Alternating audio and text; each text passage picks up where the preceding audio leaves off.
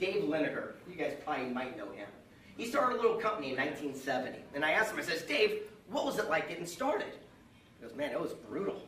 For 2 years, every phone call that came in was from a bill collector. Yeah, could you imagine that? He says when the phone would ring, I'd run across the hall and pick it up so the secretary wasn't put on the spot.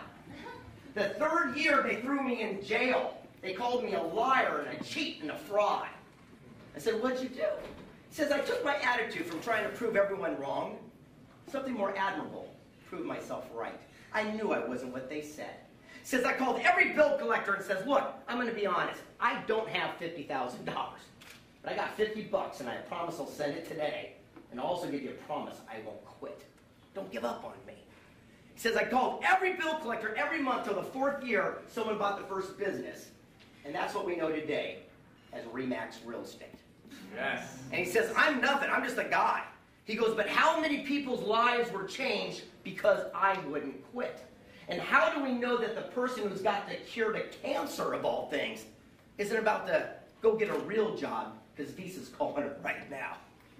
He said, the secret of success is to find something called your knowing, and then stay on that path no matter what, and don't let other people tell you your obstacles or stand in your way. And the second interview I did with a lady, there's a lot of women here, I'm going to share a quick one for you. Genevieve Voss, she started Pink Magazine, really cool gal. And I said, give me something I can give to everybody. Here's a little tidbit for you. Genevieve Voss says, never let your mistakes, setbacks, or circumstances determine your value as a human being. And I go, what do you mean? And she goes, well, sometimes we get beat down so bad we think we're less than. Someone going through a short sale might think they're less than. And I go, but I don't get it. So she reached into her purse and she pulled out a crisp $100 bill. She goes, here, do you want this? You go, yeah. She crumpled it. She goes, here, do you want it? You go, absolutely.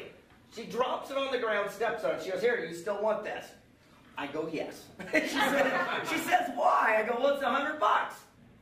She looks at me and she goes, then why is it in life when we get crumpled, thrown to the ground and stepped on, we think our value changes as a human? It's just part of the process and the journey of what we're going through. So never let your mistakes, setbacks, and circumstances determine your value. And more importantly, as agents, as brokers, we got to let the people that we're helping not feel like that too. That's the biggest thing. We need to lift these people up and let them know they're human beings. It's just part of the process.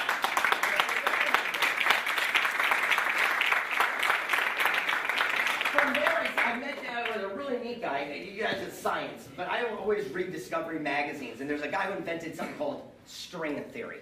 It's how everything's put together.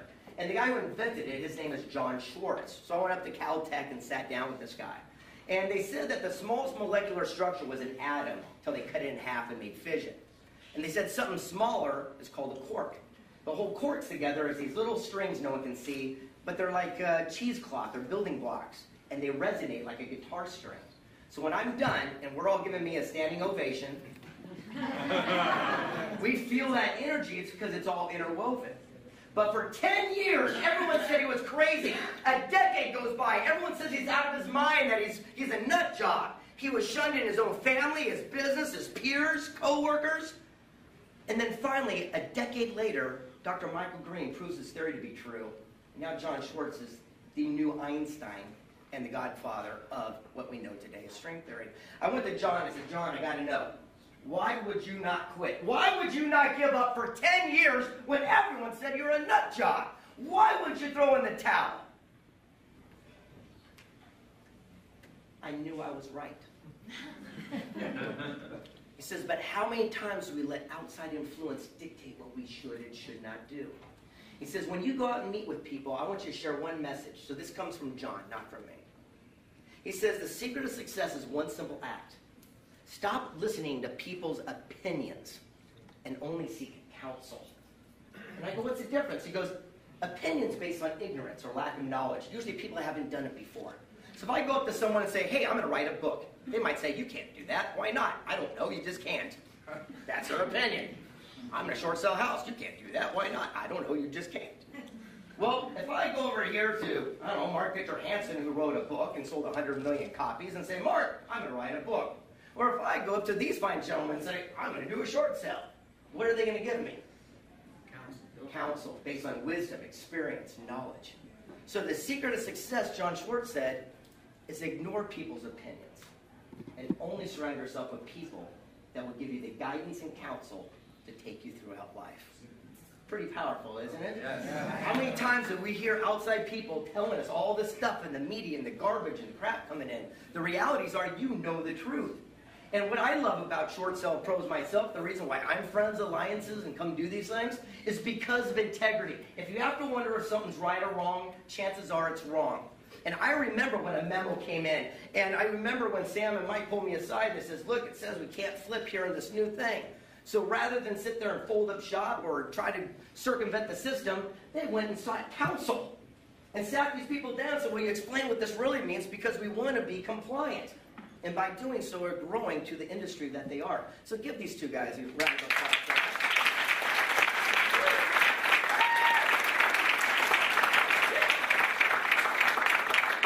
After going around the country, sitting down with the president of NASCAR, from Miss America to Mrs. Fields Cookies, who here would like to have gone with me?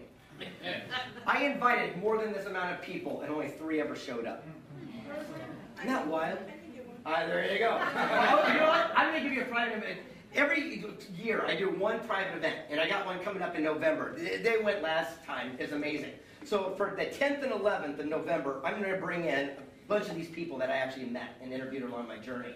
And I'm going to bring in movie producers, a Pretty Woman, to all the top people that most people don't have access to in one place at one time. If you want to come participate, it's invite only. There's no email, there's no website. You have to know somebody or invite you. I make it kind of a pain to go. It's kind of expensive, and it's in the middle of the week, and the whole reality is this. There's no stage, there's no microphones, there's no cameras. It's people talking knees to knees. You hear about The Secret. Well, the guy who actually published it is going to come talk to you and tell you the story of how he tried to go bankrupt 4 times, but he couldn't afford it. And people kept giving him The Secret movie, and he wouldn't watch it until finally one night someone drove an hour and a half and put it on his doorstep, and he watched it and went, oh my gosh, and called up Ron and says, I'm going to publish this book, which changed everyone's lives.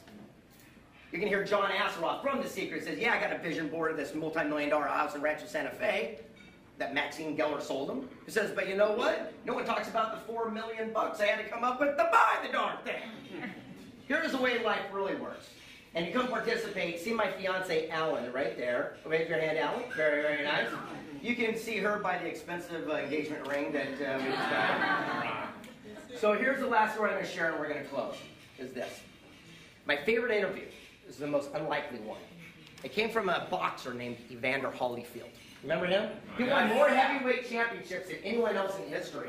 And I asked him, Evander, I go, what makes you special? And he looks at me and he says, it's easy. I have a higher standard. And I go, what do you mean? He says, well, if you have a car and you won't tolerate it running bad or being dirty, you'll have a better car than your next door neighbor. If you have a household, you will not tolerate your husband being drunk, kids being a mess. You'll have a better family dynamic. In sports, I showed up early, left late, invented exercises. I raised my standard, and I won more championships than anyone else ever will. He goes, where could you be outside the ring if you were a pet groomer, stockbroker, or a real estate executive and had a higher standard than your competition, too? And I asked him, I said, but Evander, be honest with me, doesn't it hurt being in a fight? He goes, yeah, it hurts. But in the fight, you don't focus on the blows. As soon as you start focusing on the pain, where do you think you end up? Exactly, your back knocked out. He says, unfortunately, that's what people do outside the ring. They focus on the gas prices and the war and the problems and economy, and they wonder why they never become a champion. And then he pulled me in really close. He says, you know what the funniest thing? When you do win the championship, everyone will come to their feet and they chant your name. They raise your hand in victory, and the guy comes with a big shiny belt and puts it around your waist. And at that moment, at that second, you're champion of the world and no one can take it from you. And you don't even feel one of the punches you took along the journey. He says, but the guy in the losing locker room is going to feel every bruise for the rest of their life, wishing they had a higher standard. So to end with is this. We are a direct reflection of what we're putting into our brains and who we're hanging out with. I invite you to come hang out with us in our group. The bottom line is this. You can listen to people's opinions, or you can seek counsel, and the choice is up to you. Never let our mistakes, setbacks, circumstances determine your value as a human. And ultimately, never give up on your dreams and never quit. Never give in when you're just 3 feet from goal.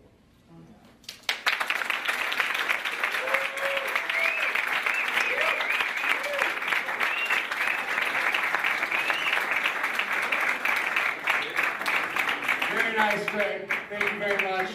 I'm sure everyone appreciated that. I can't tell you how many times I love to hear that over and over. You got a great message, and we appreciate everything you do. Thank you again. Absolutely. One more time, big huge